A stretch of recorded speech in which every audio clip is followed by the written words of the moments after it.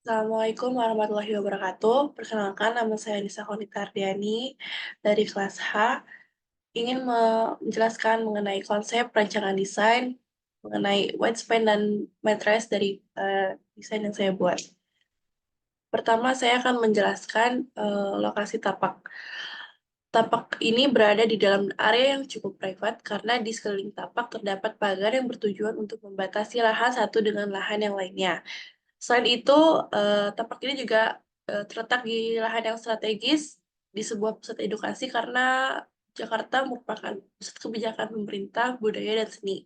Hal ini memungkinkan pusat edukasi untuk terlibat dalam kegiatan budaya, artistik, dan sosial yang beragam. Selanjutnya, untuk data kondisi existing tapak. Karena tapak ini berada di area pusat kota Jakarta, untuk kebisingan berada di eh, kebisingan suara yang tinggi. Lalu untuk sumber air ini berasal dari Pam Jaya DKI Jakarta. Lalu untuk cuaca eh, cenderung berangin, berkabut, hujan, dan panas, tapi lebih sering mendung dan beragam. Lalu selanjutnya eh, untuk daerah Tapak ini sendiri juga memiliki banyak pepohonan liar yang sudah terlebih dahulu ada di area Tapak ini. Untuk daerah sekitar Bundaran Tapak juga cenderung banyak gedung-gedung tinggi karena area ini merupakan daerah pusat kota Jakarta. Selanjutnya, saya akan menjelaskan data dan analisis dari lokasi yang sudah saya rancang ini. Untuk view di sekitar Tapak ini berada di pusat kota Jakarta, jadi sekitar Tapak ini terdapat eh, mall, lalu pusat perbelanjaan, lalu juga terdapat stadion, dan juga beberapa kantor-kantor eh, lainnya. Lalu untuk utilitas lingkungan, di depan Topang terdapat tiang lampu jalan pada sepanjang jalan dan terdapat tiang listrik, namun tidak ada tiang telepon. Untuk kondisi alamnya, Tapak berada di dekat dan terletak di daerah perkotaan. Pada tapak ini terdapat beberapa pepohonan dan suhu kota Jakarta yang cenderung panas sehingga membuat tapak terlihat sedikit gersang. Untuk suhu di daerah Tapak itu sendiri, Jakarta memiliki suhu udara yang panas dan kering atau beriklim tropis, lalu juga terletak di bagian barat Indonesia sehingga Jakarta ini termasuk daerah yang mengalami puncak musim penghujan pada bulan Januari dan Februari dengan rata-rata curah hujan 350 mm dengan suhu rata-rata 27 derajat Celcius. Untuk curah hujan sendiri antara bulan Januari dan awal bulan Februari sangat tinggi. Jadi tapak ini cenderung memiliki curah hujan yang berbeda-beda karena setiap tahunnya memiliki rata-rata hujan sendiri. Lalu untuk selanjutnya hidrologi dan drainase. Sumber air di daerah Tapak ini berasal dari Pam Jaya DKI Jakarta. Terdapat saluran air kotor berupa got pada depan dan sekeliling tapak yang berukuran cukup kecil dan memanjang sepanjang jalur pedestrian yang berada di depan tapak. Selanjutnya untuk analisis utilitas. Karena berdasarkan survei jaringan listrik ditempatkan di depan tapak sehingga minim kendala terhadap jaringan listrik, dan juga saluran air yang terletak di depan tapak, dan juga lampu yang terdapat di depan tapak, serta jaringan jalan yang terdapat pada depan tapak, yaitu jalan pedestrian, kita menghasilkan respon desain. Yang pertama, jaringan telepon itu memberikan atau menempatkan jaringan telepon pada depan tapak. Lalu untuk yang kedua, desain jaringan saluran air. Menutup saluran air dengan menggunakan grill bersih. Lalu selanjutnya, untuk respon desain kedua, jaringan telepon dan jaringan listrik dapat dibuat gorong tertutup atau semacam lorong bawah tanah pada depan tapak.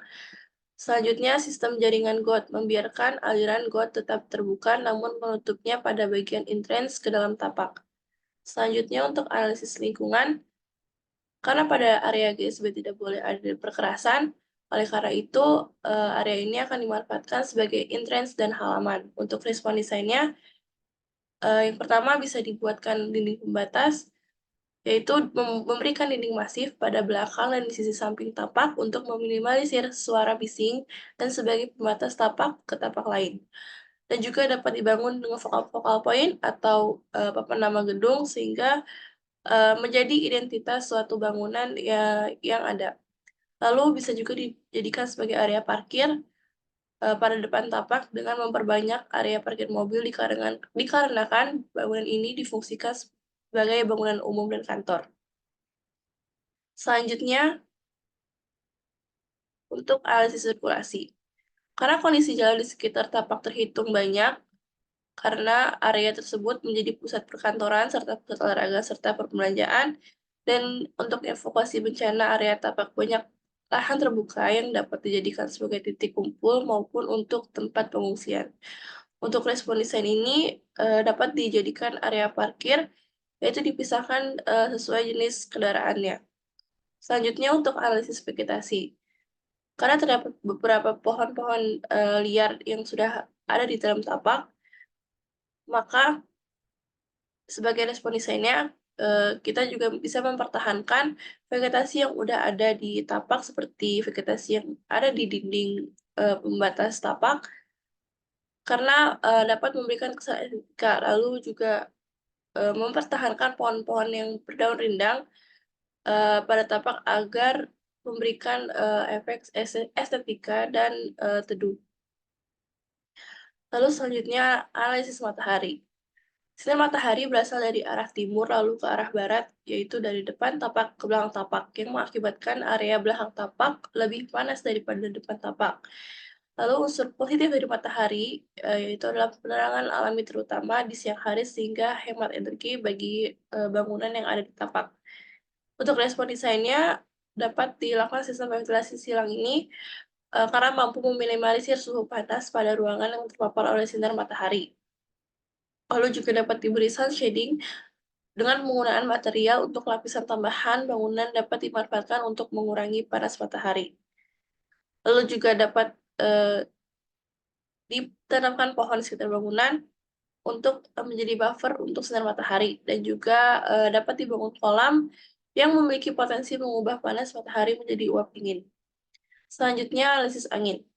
Karena iklim di Jakarta ini memiliki angin kelembapan udara 70% dan kecepatan angin cukup rendah dengan rata-rata 1,2 meter per detik dengan evaporasi di daerah terbuka rata-rata sebesar 146,2 mm per bulan.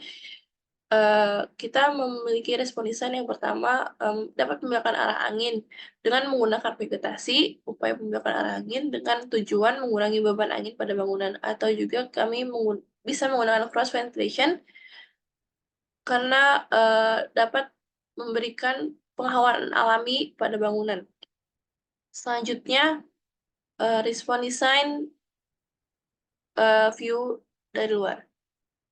Karena view dari luar ini terlihat banyak pohon-pohon yang liar, maka kami bisa menggunakan gate di depan tapak agar terlihat keindahan di dalam tapak seperti fasad bangunan agar menarik minat para pengunjung dan dapat ditambahkan papan nama identitas bangunan yaitu planetarium di gate untuk memperkenalkan planetarium. Lalu diberikan focal point, memberikan tempat bernaung pada area atau tempat yang bersantai untuk sekedar ngobrol bahkan mengerjakan tugas. Lalu dapat dibuat juga taman dan tujuannya yaitu untuk dapat dimanfaatkan oleh pengunjung untuk duduk-duduk, juga dapat menciptakan view yang indah namun tetap nyaman. Untuk view dari dalam, respon desainnya kami menyarankan untuk memotong beberapa pohon liar agar lebih tertata, dan juga pada rooftop kita membuat bangunan planetarium memiliki view ke arah gedung-gedung di sekitar. Lalu untuk fasad kita dapat pemakaian kaca yang menggunakan banyak kaca dapat membantu menciptakan view sebagai suatu keindahan yang dapat dinikmati juga sebagai pendukung pembelajaran siswa. Untuk analisis kontur. Karena kondisi kontur cenderung bergelombang dan semakin ke belakang semakin tinggi, jarak ketinggian dari terendah dengan area tertinggi, yaitu sekitar 43 meter dengan yang terendah 41 meter, maka respon desain dari alis kontur tersebut yaitu cut and fill.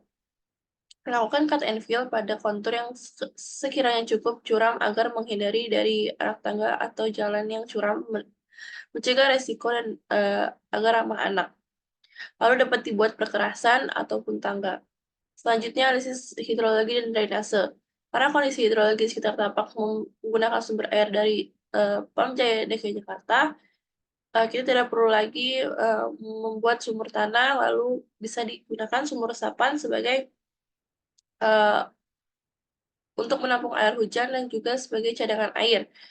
Untuk drainase juga kita mengikuti kemiringan kontur yang ada, lalu juga dapat dibuat biopori yang berguna untuk peresapan, mengurangi sampah organik, dan tentunya menyuburkan tanah.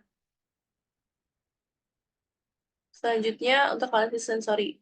Kebisingan tertinggi berasal dari suara jalan raya yang berada di depan tapak. Banyak kendaraan pribadi dan transportasi umum yang melewati jalan tersebut setiap waktu. Untuk respon desainnya, dapat dilakukan buffer berupa tanaman vegetatif, karena dengan memberikan pohon-pohon pada samping kiri dan depan kanan tapak, dapat mencegah kebisingan suara dan meminimalisir kebisingan suara pada tapak. Lalu untuk analisis budaya, ekonomi, dan sosial,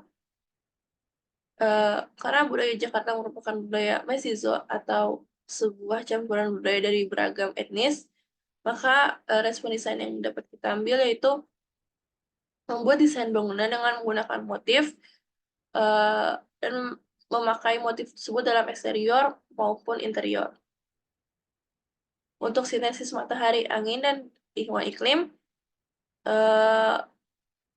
pada fasad ataupun pada bangunan, kami dapat menerapkan sistem ventilasi silang atau cross ventilation, sun shading, penggunaan vegetasi di sisi bangunan, lalu menggunakan dinding pembatas, focal point, dan juga cross ventilation yang sudah saya sebutkan. Untuk analisis pola kegiatan pada bangunan planetarium. Pola kegiatan pengunjung itu dibedakan dengan pola kegiatan pengunjung dengan tiket dan non-tiket. Lalu untuk kegiatan pengelola, bisa dilihat sebagai berikut, dan juga ini merupakan pola kegiatan staf dan karyawan. Selanjutnya, analisis pola kegiatan pada bangunan kantor. Berikut pola kegiatan pengelola, pola kegiatan staf, karyawan, dan berikut program ruang bentang lebar planetarium dan juga program ruang tower, yaitu kantor.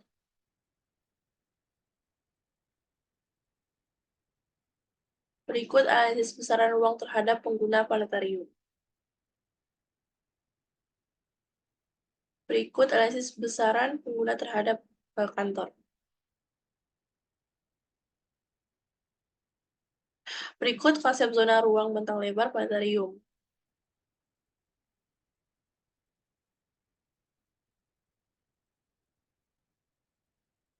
Berikut saya akan jelaskan tema dan konsep planetarium dan kantor. Untuk tema sendiri, saya akan mengangkat tema Space Trek dalam bangunan planetarium yang akan menciptakan pengalaman pengunjung yang mengeksplorasi luar angkasa dan perjalanan antariksa. Tema ini dapat mencakup elemen-elemen seperti perjalanan ke planet, penjelajahan luar angkasa, dan penelitian ilmiah tentang kosmos. Konsep Space Trek ini menciptakan pengalaman pengunjung yang mendalam, memikat, dan mendidik tentang eksplorasi luar angkasa dan ilmu astronomi.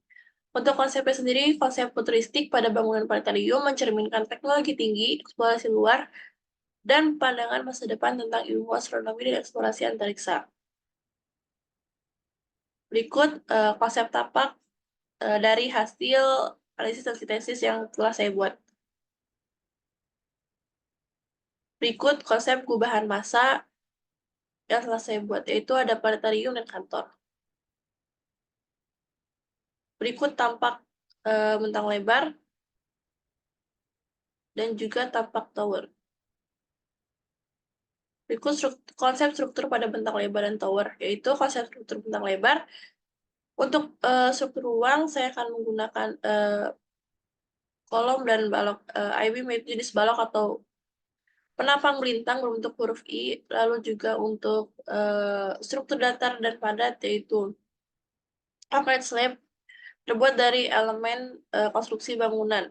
Lalu untuk struktur atap, saya akan memakai struktur space truss dan juga material fasad,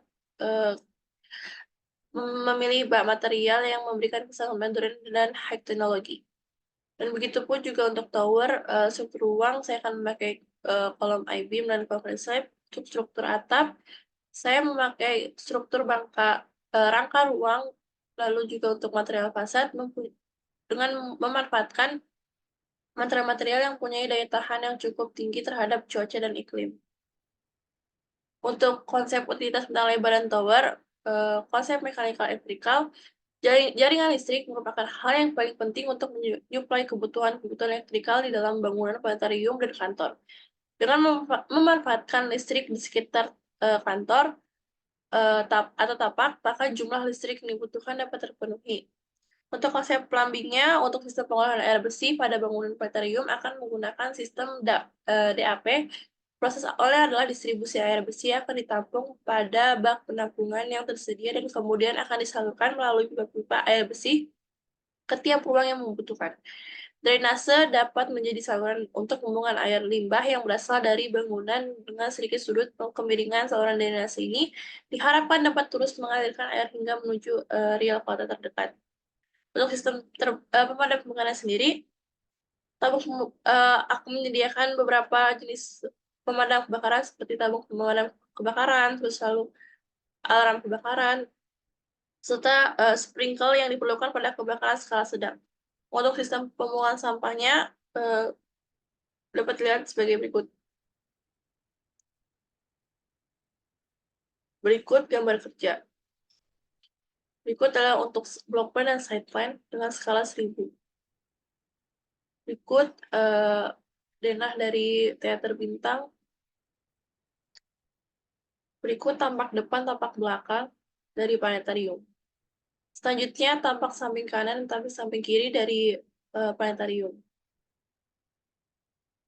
Selanjutnya potongan AA dan berikut potongan BB. Selanjutnya ini merupakan denah lantai 1 untuk tower untuk office. Selanjutnya lantai 2, lantai 3, lantai 4, lantai 5, lantai 6, lantai 7 yang difungsikan sebagai area private untuk para pengelola, serta lantai 8 yang berisi rumah lift dan tangga kebakaran. Berikut konsep dan rancangan desain pada site. Berikut juga renderan dari interior pada bentang lebar. Selanjutnya ruangan-ruangan yang terdapat di office atau kantor. Terima kasih. Mohon maaf atas salah kata. Assalamualaikum warahmatullahi wabarakatuh.